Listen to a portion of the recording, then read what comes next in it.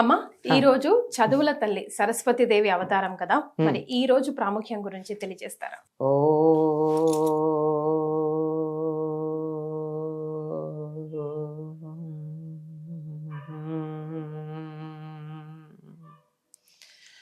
ప్రణో దేవీ సరస్వతి వాజేభిర్వాజినీవతి ధీనామవిత్రియవతు అని మా బుద్ధులను చక్కగా ప్రచోదన చేసేటటువంటి సరస్వతిని మేము ప్రార్థిస్తున్నామని చెప్పేటటువంటి వేద రుక్కు ఉంది.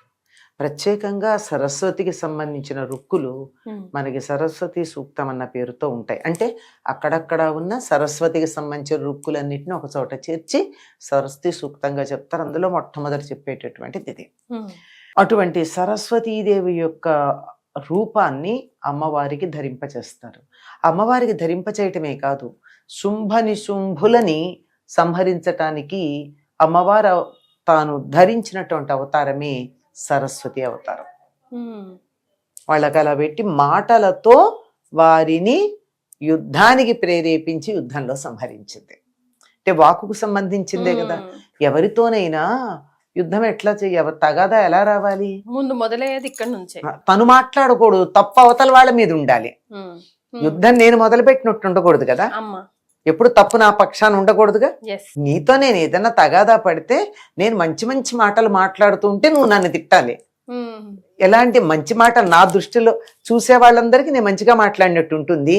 కానీ నీకెక్కడో కోపం వచ్చేసి ఒక చెడ్డ మాట అంటావు, అక్కడి నుంచి యుద్ధం మొదలవుతుంది. అలా చేయడం ఉన్నది అది సరస్వతి.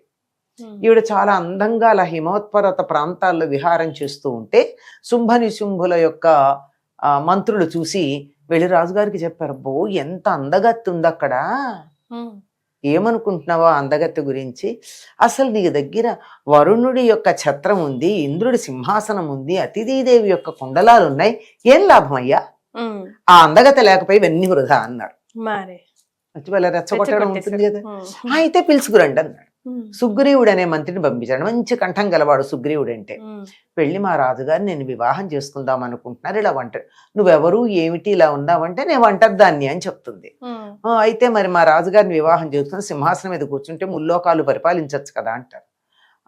అదే అనుకుంటాను నేను కూడాను, కానీ చిన్నప్పుడు ఏదో పొరపాటున నేను మా చెలికత్తెలతో ఆటలాడుకుంటూ చిన్న పందెం కాశాను. ఏమిటంటే ఎవరైతే నన్ను యుద్ధంలో గెలుస్తారో వాళ్ళని పెళ్లి చేసుకుంటాను అన్నాను. అయితే మా రాజుగారు వచ్చి యుద్ధం చేస్తారు, పెళ్లి చేసుకో అన్నాక ఆయన ఒక్కొక్కళ్ళను పంపడం, ఒక్కొక్కళ్ళని ఈవిడ సంహరించడం, మొత్తానికి వాళ్ళని ఇది సరస్వతి అవతారంలో ఉన్నటువంటి కథ ఇతివృత్తం. శుంభ నిశుంభుల్ని సంహరించింది ఎవరి? సరస్వతి. చత్వారి వాక్ పరిమిత పదాని తాని విదుర్బ్రాహ్మణ ఏ మనీషిణః త్రీణి నిహితా గుహాని తురీయం వాచో మనుష్య వదంతి అని చెప్తారు. 4 స్థాయిల్లో వాక్కు మనలో ఉంటుంది, 3 గుహలో ఉంటాయి. గుహ అంటే పైన ఉంటే 4వది మాత్రమే ఉచ్చరించబడుతుంది అని.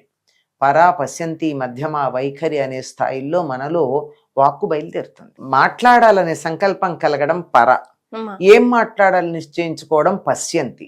దానికి ఏ భాషలో మనం మాట్లాడాలనుకుంటే మనం 4 భాషలు తెలుసు కదా, అందువల్ల ఆ భాషను తయారు చేసుకోవడం మధ్యమ. అయ్యాక నోటి ద్వారా బయటికి రావడం వైఖరి. ఇలా 4 రూపాల్లో ఉండేది 3 లోపలే ఉన్నాయి, ఒకటే కదా బయటకు వస్తుంది. అలా ఉండేటటువంటి సరస్వతి గురించి చెబుతూ ఈవిడ నిరంతరాయంగా మనలో ప్రవహిస్తూ ఉంటుంది అన్నారు. సరస్వతి అంటే ప్రవాహశీలమైనది, కదులుతూ ఉండేటటువంటిది అని. ఏమిటి కదులుతోంది మనలో అంటే ప్రాణం కదులుతూ ఉంది, ఉచ్ఛ్వాస నిశ్వాసాలు కదులుతూ ఉన్నాయి. నిరంతరం గాలి పీలుస్తున్నాం, వదులుతున్నాం. ఏ క్షణానైతే మనం గాలి పీల్చటం గాని వదలడం గాని ఆపాము, రెండిట్లో ఏ ఒక్కటి ఆపినా చాలు కదా. మనం హిస్టరీ అవ్వడానికి అదే అయిపోయింది. అప్పుడు ఏమంటారండి తెలిసినటువంటి పెద్దలు, హంస లేచిపోయింది అంటారు. అంటే ప్రాణం పోయిందన్న పదం వాడరు. ఎందుకు హంస అన్నారు దాన్ని అంటే సరస్వతీదేవి వాహనం హంస. ఇలా ప్రవహించేటటువంటి ఈ ప్రాణశక్తికి హంస అని పేరు. ఎందువల్ల అంటే నేను గాలి పీలుస్తున్నాను కొంచెం శబ్దం చేస్తే నన్ను వస్తుంది, అమ్మా. వదిలితే నన్ను వస్తుంది. అంటే సోహం సోహం సోహం, గబగబగబా అన్నట్టుది హం సో అవుతుంది. ఈ హంసో అన్నదే హంస. ఈ హంస అనబడేటటువంటి దాంట్లో స హ అనే 2 రెక్కలు తీసేస్తే 2 హల్లులు. సోలో సా తీస్తే ఉంది, ఓ ఉంది. హంలో హా తీస్తే ఉంది, ఉంది.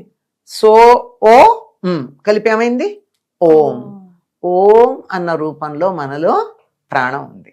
ఆ ఓం అనేటటువంటి ప్రాణానికి స ఒక రెక్క, హ ఒక రెక్క. ఈ 2 రెక్కలతోనూ ఓం అనేది మనలో కింద నుండి పైకి, పైనుండి కిందకి తిరుగుతూ ఉంటుంది. ఇలా తిరిగేటటువంటి దీనికి సరస్వతి అని పేరు. ఏ క్షణాన తిరగడం ఆపేసిందో అప్పుడు సరస్వతి లేదు. నో ప్రవాహం, స్టాగ్నెంట్ అయిపోయింది. అంటే మనకి ఇదే కనపడుతూ ఉంటుంది. కార్డియోగ్రాఫ్ లో చూపిస్తారు కదండి, ఇలా ఇలా ఇలా ఉన్నది అయిపోయింది. స్ట్రైట్ లైన్ వచ్చేసిందంటే అంతే, స్టాటిక్, కదలకుండా.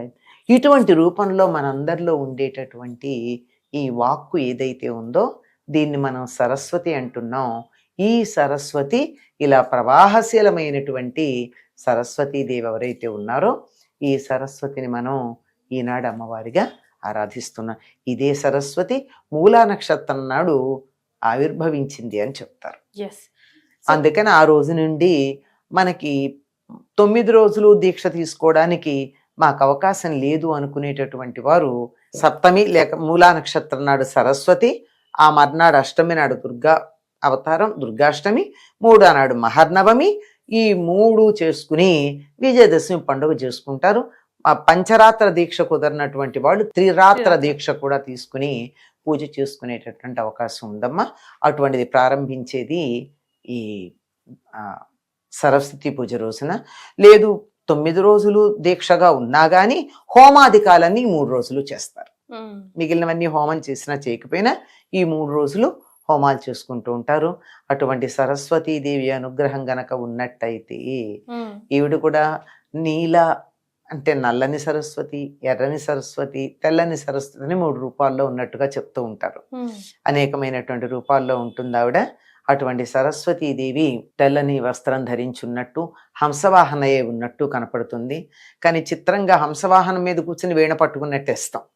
అంటే వీణ ఆవిడ నిరంతరం నిద్రపోయేటప్పుడు విశ్రాంతి తీసుకునేప్పుడు కూడా పట్టుకుంటుందా? వీణ వాయిస్తుంది అంతే. అంటే మన శరీరంలో ఉండే వెన్నెముకే వీణ. దాన్ని సరిగ్గా చూడండి ఎలా ఉంటుందో. ఇక్కడేమో పైన ఉన్నటువంటి బుర్రా కిందకు ఉండేటటువంటిది అంతా అట్లా ఉంటుంది.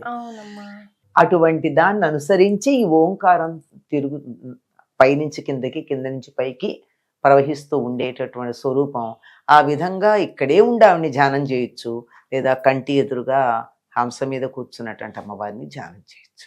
సో ముఖ్యంగా చదువుల తల్లి అనగానే మనం పిల్లలకి ఈ రోజు ఏం చేయాలి, ఎలా ఆరాధించమని చెప్పాలి, ఏదైనా మంత్రం వాళ్ళని పట్టుకొని చెప్పించమని చెప్తే వాళ్ళకి ఇంకా విద్యా బుద్ధి అభ్యాసాలు బాగా వచ్చేస్తే చక్కగా చెప్పచ్చు. పూర్వకాలం రోజు చదువుకునేటప్పుడు ఒక శ్లోకం చెప్పేవారు పిల్లలు. ఆ శ్లోకం చెప్పుకుని మరీ చదువు మొదలు పెట్టేవాడు. సరస్వతి నమస్తుభ్యం వరదే కామరూపిణి విద్యారంభం కరిష్యామి సిద్ధిర్భవతు మే సదా పద్మపత్ర విశాలాక్షి పద్మకేసరవర్ణని నిత్యం పద్మాలయాం దేవి సామాం పాతు సరస్వతి అని చెప్పి ఈ శ్లోకం చదువుకుని ఆ తర్వాత అమ్మవారిని గనక ప్రార్థించుకున్నట్టయితే, ఈరోజు పిల్లలందరి చేత ఈ శ్లోకం నేర్పించి చదివించండి, సరస్వతి నమస్తుభ్యం అనేటటువంటిది. అప్పుడు ఏమవుతుందంటే ఇటు చదువు వస్తుంది, అటు మనలో ప్రవహించేటటువంటి ప్రాణశక్తి ఏదైతే ఉందో ఓంకార రూపంలో అది కూడా చక్కగా ప్రసరించి ఆయువు కూడా పెరుగుతుంది. రైట్, చాలా సంతోషం అమ్మా, ధన్యవాదాలు.